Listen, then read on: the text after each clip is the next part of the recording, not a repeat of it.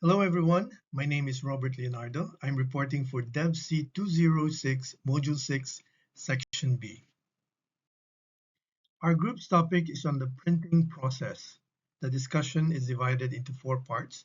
I will start off with the introduction, while the rest of my group mates will discuss on the methods, basic and modern, and the printing process.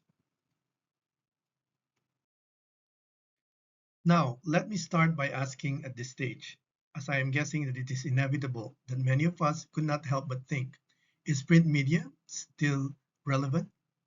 I believe it is still relevant, and it continues to play a significant role in disseminating information at the advent of online gadgets, iPads, tablets, smartphones, and the easy access to online information. Many in the developing countries, including those in Southeast Asia, still rely on the hard copy as the solid information that is clear and easy to remember, given that the quality of internet access in many of these countries is still it is still the most stable option to have the print.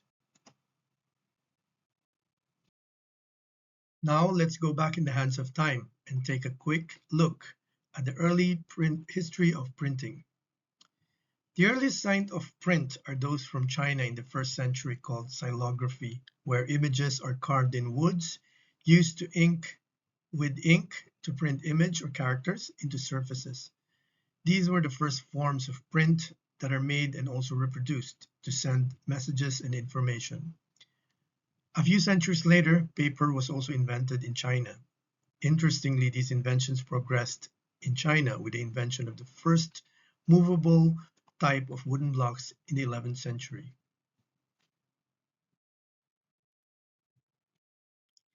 Moving to modern print, it was Johannes Gutenberg who invented the movable type printing press, a precursor of the modern printing press as we know it in the last century.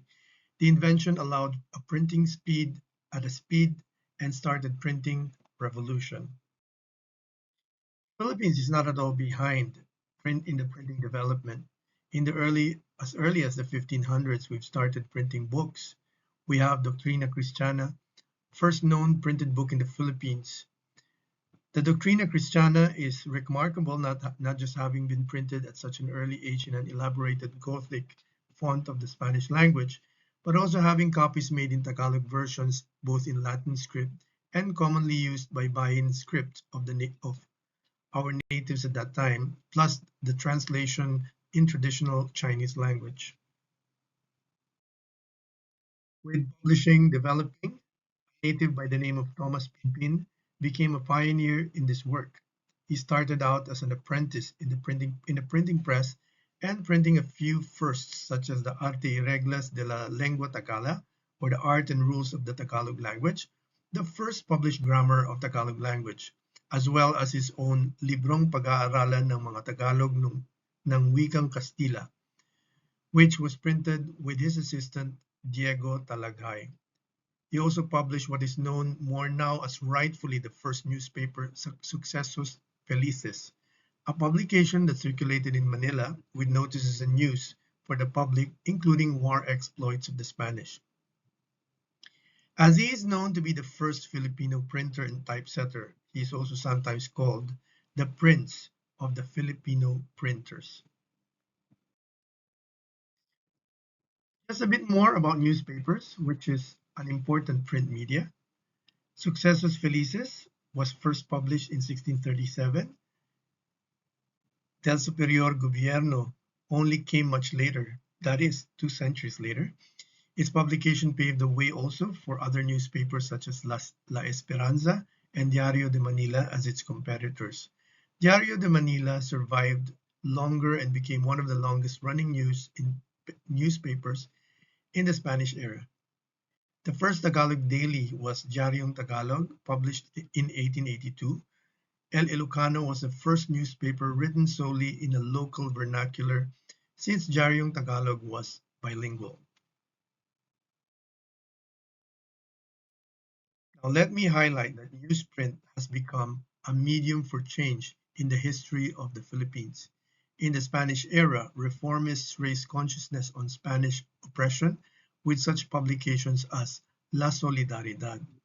The newspapers in vernacular, Diaryong Tagalog and El Ilocano, were also instrumental in the fight for reform, as these papers were intended to serve the locals and give a local flavor and a point of view of the current events. Majority of the mainstream newspapers back then were news related to Spain and its interests, and therefore had a colonial outlook. Now fast forward to the post-World War, to the time of Marcos Sr. presidency, martial law was declared in 1972, where newspapers and broadcast stations were closed. It was a time when freedom of the press was once challenged. Though the press was heavily regulated, some sectors in the media found ways to extend the limitations, and this paved way for the alternative, non-crony press. The alternative press came out with the likes of Malaya, We Forum, and even what we know now as the mainstream broadsheet, the Philippine Daily Inquirer. Ultimately, the rise of alternative press gave way to awakened consciousness among citizenry, leading to the downfall of Marcos' dictatorship. The advent of internet and computer technology brought about even a faster change in the ways we do things. It has revolutionized the printing process, initially making it easier to produce, edit, and set up the newsprints or the news process. Not long after this was to speed up with a faster internet connection, smartphones and tablets, and many other innovations of the which actually has started to threaten the survival of the printing business. Nowadays, as you see in the graph, less than 20% prefer print as their source of news, as against computers, smartphones, or TV. This is for all Southeast Asia. Likewise, most suitable news format is dominated by online news sites, and other online sources apart from TV, while print news and magazines only account for 18%. Indeed, we see the decline of print as a source of information. However, experts still see print as significant in certain areas and poses a convenient complement for digitalized information. It remains a handy information for elaboration or details, a good material for consumers to remember, a fine print for those who prefer bigger and bolder texts for clarity of details. There are many uses of print for us to explore to counter any disadvantage there is of the online innovation. That would be all for my topic. Thank you for your time. I have posted in the forum my lead questions. I look forward to a lively and interesting discussion.